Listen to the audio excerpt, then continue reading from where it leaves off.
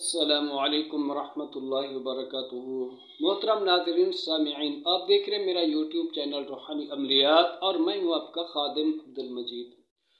आज का हमारा टॉपिक है जादू जिन्नात बंदिश को ख़त्म करने के लिए हांडी का एक रोज़ा अमल। हांडी का अमल फ़न अमलियात के अंदर बहुत बड़े आमाल में शुमार होता है। इब्तिदाअन कोई आमिल इस अमल को इस्तेमाल करने की कोशिश न करे। जब भी आप जादू जिन्नात का इलाज करें तो उसके लिए पहले कोई नॉर्मल अमल आप इस्तेमाल करें। फिर उसके बाद जब उससे मरीज को फ़र्क ना पड़े, काफ़ी सारे जिन्नात उसके पीछे मुसल्लत हों, तो फिर आपने हांडी का अमल करना है। और हांडी का अमल जो होता है ये बड़े बड़े जिन्नात को भी जला के राख कर देता है। ये इंतहाई मुजर्रब मुफीद अमल होता है और इसके असरात फौरन देखने को मिलते हैं। और हांडी के अमल मुख्तलिफ सूरतों में किए जाते हैं। आज के इस वीडियो के अंदर जो अमल मैं आपको बतलाने जा रहा हूँ ये सिर्फ एक ही दिन का अमल है। आपने सिर्फ इसको एक ही बार करना है और इसके करने से इंशाअल्लाह जादू जिन्नात बंदिश के अगर पुराने से पुराने असरात भी होंगे तो वो भी इंशाअल्लाह ख़त्म होंगे। साथ में आमिल अपना दिफा भी मजबूत रखे और मरीज का दिफा भी मजबूत रखे। ऐसा ना हो कि या तो आमिल रुजत में मुब्तला हो जाए या फिर मरीज रुजत के अंदर मुब्तला हो जाए। दोनों को खतरात लाहिक होते हैं। अपना अपना दिफा करना इंतहाई ज़रूरी होता है। आपने कुछ आमाल वज़ीफ़ किए हों, चले काफ के आप आमिल हों या इसी तरह मंजिल हो गई, सूरह मुज़म्मिल हो गई, आयतुल कुर्सी हो गई और इसी तरह सूरह जिन हो गई, सूरह इखलास, आखिरी दोनों सूरतें, कुछ ना कुछ आपने आमाल वज़ीफ़ कर रखे हों। कम अज़ कम 5 अमल तो आपने किए हों, 5-10 अमाल आपने किए हों, तब आप इस अमल को इस्तेमाल करें। इंशाअल्लाह फिर आप इस अमल का रिज़ल्ट देखेंगे। दोस्तों, इसके लिए चंद चीज़ों की ज़रूरत होगी। एक तो आपको हांडी की ज़रूरत होगी। हांडी ये कुम्हार लोगों के पास मिल जाती है। मैं आपको हांडी दिखलाता हूँ, चलो इस वीडियो के अंदर। ये हांडी दोस्तों, ठीक है। और ये वाली आजकल तो देहातों के अंदर भी मुश्किल से मिलती है। आजकल तो लोग बड़े बड़े बर्तन इस्तेमाल करते हैं। तो ये पहले दौर में हुआ करती थी, अब भी ये है, ठीक है, काफ़ी देहातों में। अगर आप शहर में हो, आपको ना मिल रही हो, तो आप कुम्हार लोग जो होते हैं जो मिट्टी के बर्तन बनाते हैं वहाँ से आपको ये हांडी मिल सकती है, देख लें, ठीक है। ऐसी हांडी होनी चाहिए आपके पास और इसके साथ इसका ढक्कन भी होना चाहिए, ठीक है।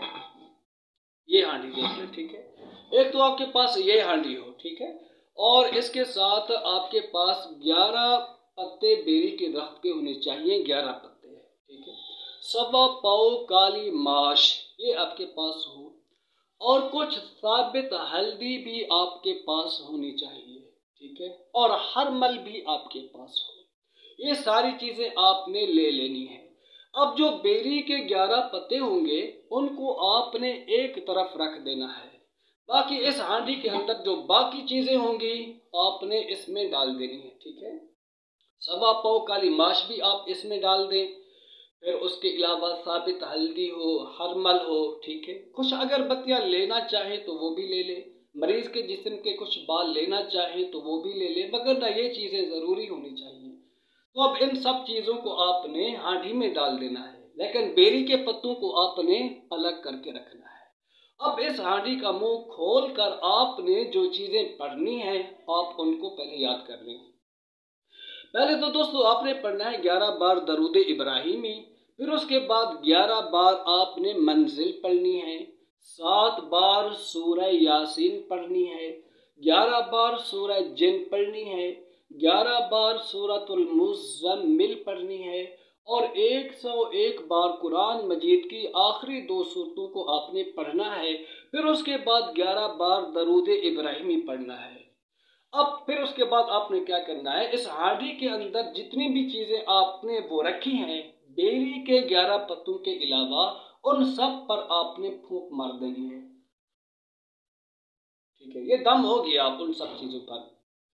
फिर क्या करना है आपने दोस्तों, इस हांडी का ढक्कन बंद कर देना है वक्ती तौर पर ऐसे। फिर उसके बाद आप इस हांडी को रख दें, ठीक है। अब वो क्या बाकी रह गए थे? बेरी के 11 पत्ते।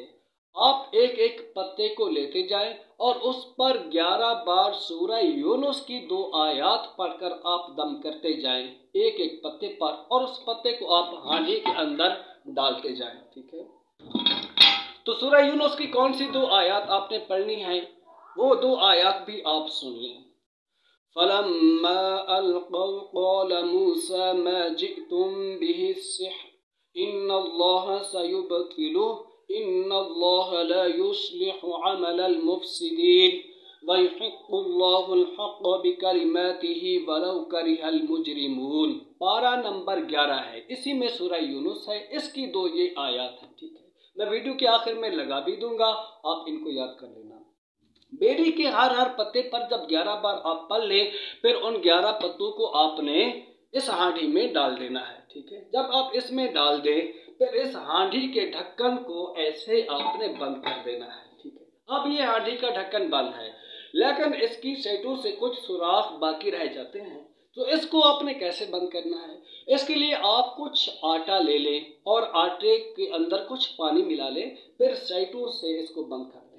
फिर आपने क्या करना है, इस हांडी को सीधा चूल्हे पर ले जाएं। ठीक है, चूल्हे पर ले जाकर ऊपर रख दें, फिर नीचे से आपने आग जला देनी है। फिर मरीज को आपने उसके साथ बिठाना है।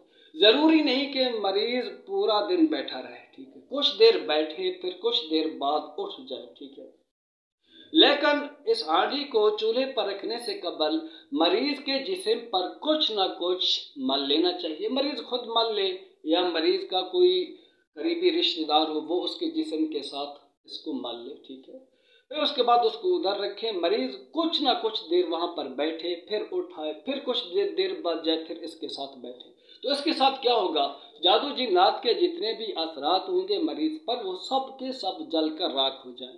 फिर जब आप 12 घंटे बाद या 24 घंटे बाद इस हांडी को वहां से उठाएं, तो इसको किसी जमीन में आपने दफन कर देना है।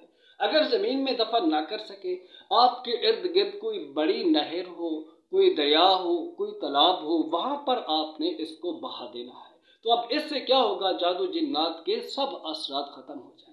लेकिन हांडी इस्तेमाल शुदा ना हो। ठीक है, नई हांडी आपने लेनी है, और ये हांडी ऐसी आपको मिलेगी कुम्हार के पास। उम्मीद करता हूँ ये अमल आपको पसंद आया होगा।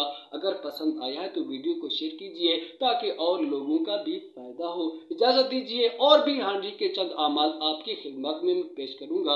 अस्सलामु अलैकुम रहमतुल्लाहि व बरकातहू।